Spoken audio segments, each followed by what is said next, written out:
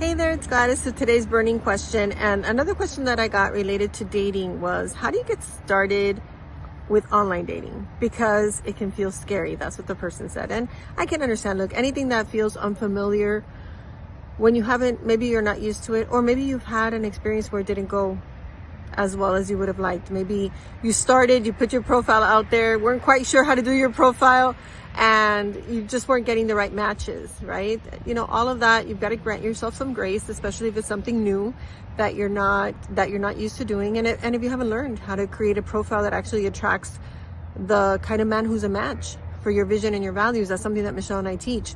By the way, I haven't mentioned in the other recordings, but we are having an event November 14th through 16th where we're going to go over almost every single thing that you're going to hear about in these burning question videos. But going back to the online dating, the question was, are there specific apps, like specific dating sites that you would recommend? And I don't want to seem dismissive or sarcastic or fictitious in any way, but we literally have clients who have met their husbands on virtually every platform. I'm not going to say every platform because I don't know what they all are, but Match.com. Again, I'm not affiliated with any of these sites, so I don't get anything from you joining them, except possibly you get to meet the man that you're going to be with forever.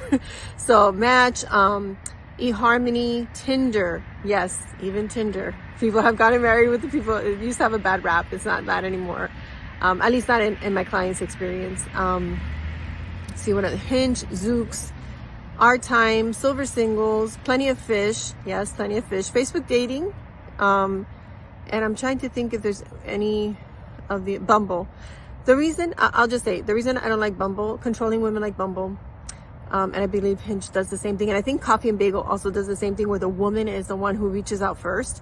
I know it makes you feel a little bit safer and a little bit more in control.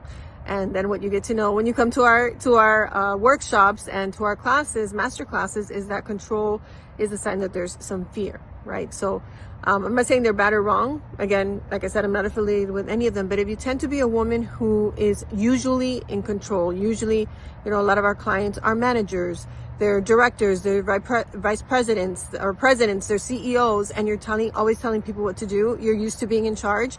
You may want to stretch into a different area of your strengths, or maybe they're areas of opportunity, and not always be in charge and in control. If you're a woman who you're used to being in control, you're used to being in charge, and you'd like to, in your relationship, have a different experience where not the other person is in control of you, because I know some of you have that fear, but that the man is leading. He's the one asking you out. He's the one making an effort to text you, to call you, to make sure that he's on your calendar, that he's getting on your radar, and that he's securing, you know, locking in those dates.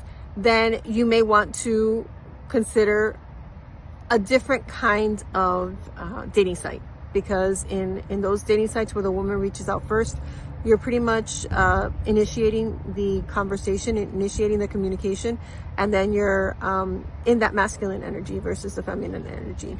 That being said, you can always send a smile first. You can always let the person know that you like their profile with a like or a heart or whatever the emoji is in that app, because that's like if you were in a let's say that you were at a party or you were at a social event and you smiled from across the room. You're not leading, you're not initiating, you're just letting the person know, hey, I noticed you.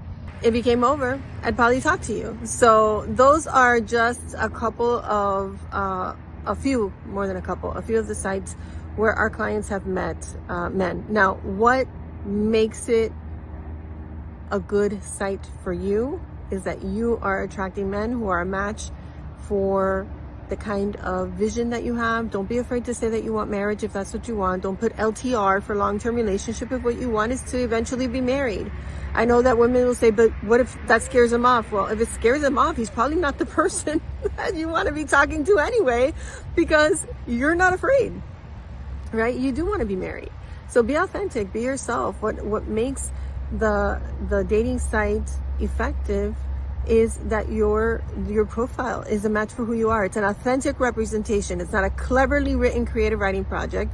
It's not a LinkedIn profile. You're not going for a job, so stop starting with your work. I know that's where you feel most confident, but you want to start with you, your personality. How would you describe you? And you'd be surprised how many women, when we ask them that, they really don't know. And they'll say they're a mother, or they're, they'll say their job, or they'll say, I love cats, I like to surf.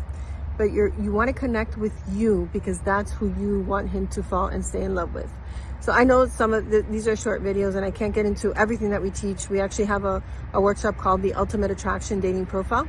And we'll also be talking about this during the Irresistible Woman Live, because you want to make sure that your profile is what's if you're on online dating, the profile is what's going to attract, the energy of the profile, not just the words, not just the pictures. We teach you which type of pictures and how to write your bio and all of that, which prompts to answer and how to answer them, so that you are being authentic, so that you are giving a true reflection of who you are, and so that you're attracting a man who also wants the kind of relationship that you want. So one way to do that, super easy, is instead of, when it asks you, what are you looking for in a partner, instead of putting the 75-point list of everything he has to be, how he has to look, what his age is, all of that stuff, describe the kind of relationship you'd like to create. So you could say, my ideal partner is someone who would like to create an experience, love, connection, partnership, who wants to experience joy and adventure in life, who is authentic and honest and has integrity, right? Where our relationship is real and we can count on one another and we know we are there with one another. Where we are, instead of saying that he is a partner who is, use we statements. We are loving, we are forgiving, we are understanding and compassionate. We're funny and silly and we love to laugh together. That creates a vision, a we vision, not a he vision, not a me vision, a we vision. And that's what you want to invite somebody into. So the man who's interested in having that kind of relationship is going to go, oh, I want that too. And he'll probably send you a like, or tell you that he loves your profile, ask you a question, and now you can start having a conversation about that. Okay, hope this helps. See you tomorrow on the next burning question.